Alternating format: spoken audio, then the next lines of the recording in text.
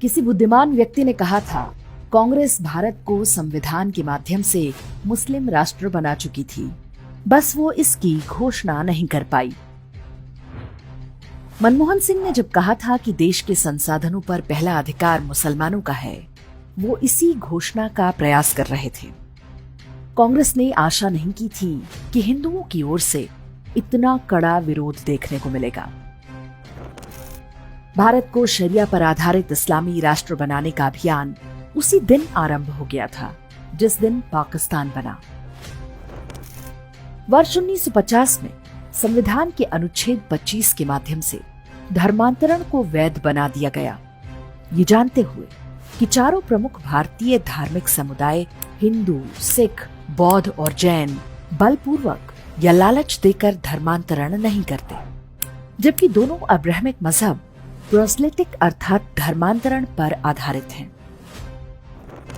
कांग्रेस ने अनुच्छेद 28 के माध्यम से हिंदुओं को धार्मिक शिक्षा देने का अधिकार छीन लिया, लेकिन अनुच्छेद 30 बनाकर मुस्लिमों और ईसाइयों को मजहबी शिक्षा देने की छूट दे दी। कोई और देश होता तो इसे धार्मिक अत्याचार की श्रेणी में रखा जाता। इसके बाद 1951 में सभी मंदिरों के चढ़ावे का पैसा हिंदुओं से छीन लिया गया। कांग्रेस सरकार ने हिंदुओं पर तो सेकुलर कानून थोप दिया, लेकिन मुस्लिम और ईसाई पर्सनल लॉ को छुआ तक नहीं। उन्हें बहुविवाह की छूट दी गई ताकि वे तेजी से जनसंख्या बढ़ा सके। 1954 में स्पेशल मैरिज एक्ट लाया गया ताकि मुस्लिम लड़के आसानी से हिंदू लड़कियों से शादी कर सकें। फिर फिल्मों और साहित्य के माध्यम से इसे ग्लैमराइज किया गया। आज इसी का परिणाम है कि हर वर्ष सैकड़ों हिंदू लड़कियां लव जिहाद में मारी जा रही हैं।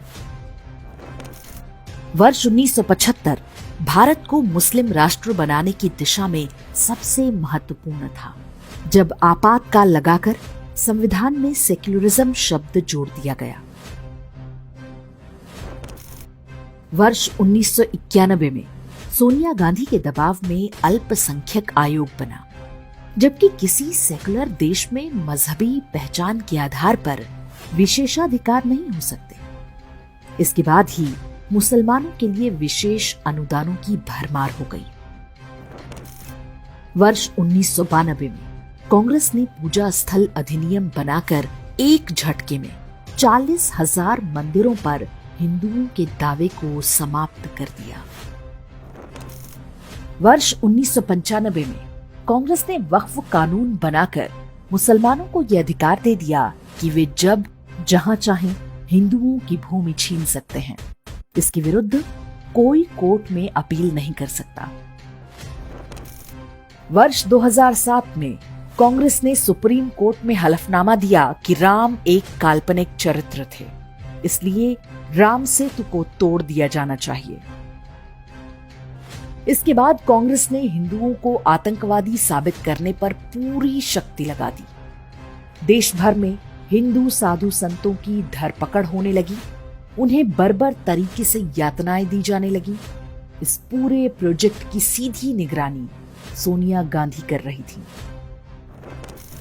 2013 में सोनिया गांधी के ही कहने पर कम्युनल वायलेंस बिल लाया गया। इसमें व्यवस्था थी कि कहीं भी दंगा होने की स्थिति में स्वाभाविक रूप से हिंदुओं को दोषी माना जाएगा। बीजेपी ना होती तो ये कानून भी बन चुका होता।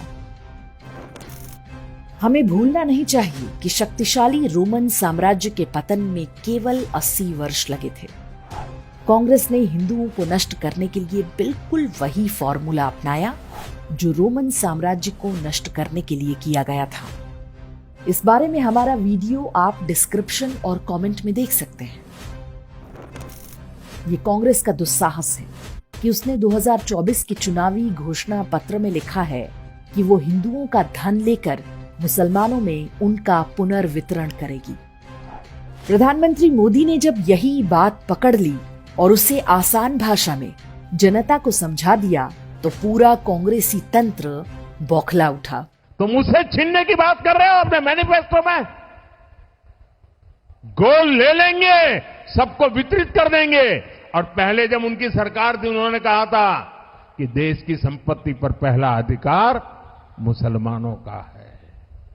इसका मतलब ये संपत्ति इकट्ठी करके किसको बांटेंगे?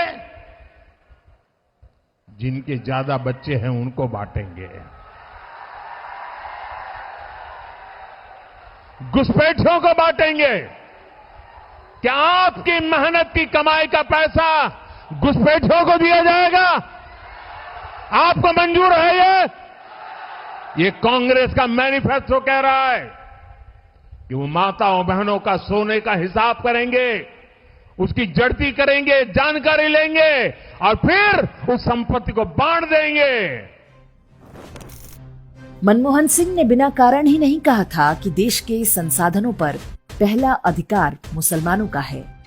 वे और उनकी पार्टी इसी नीति पर लंबे समय से काम कर रहे थे। We need to be revitalized. We will have to devise innovative plans to ensure that minorities, particularly the Muslim minority, are empowered to share equitably in the fruits of development. They must have the first claim on our resources. Congress कोई चुनाव हारती है या जीतती है, ये बहुत महत्वपूर्ण नहीं है। सोचने वाली बात है कि इतने दशकों से देश में क्या चल रहा था। यदि कांग्रेस छोड़ रहा हर नेता यही कह रहा है कि ये पार्टी हिंदुओं से घृणा करती है, तो ये संयोग मात्र नहीं हो सकता। प्रधानमंत्री मोदी ने पहली बार इस विषय पर खुलकर बोला है। हम समझ सकते हैं कि प्रधानमंत्री के रूप में वे ढेरों मर्यादाओं से बंधे हैं, लेकिन उन्हें भी पता होना चाहिए कि दुष्टों के सामने मर्यादाओं का पालन आत्मघाती होता है। अब ये प्रधानमंत्री मोदी का उत्तरदायित्व है कि वे सनातन धर्म को नष्ट करने और भारत को मुस्लिम राष्ट्र बनाने के प्रयासों को जड़ से उखाड़ फेंकने का काम करेंगे।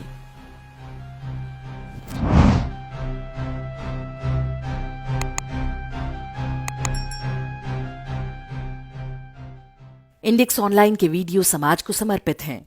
आप इनको डाउनलोड करके जैसे चाहे वैसे प्रयोग कर सकते हैं। चाहे तो आप हमारे टेलीग्राम चैनल से जुड़ सकते हैं। वहां सारे नए पुराने वीडियो आपको मिल जाएंगे। हमारे सोशल मीडिया लिंक हर वीडियो के डिस्क्रिप्शन में होते हैं। हमारा एकमात्र उद्देश्य हिंदू समाज को जागृत और एकजुट करना है। इसमें सहभागी बने। धन्यवाद।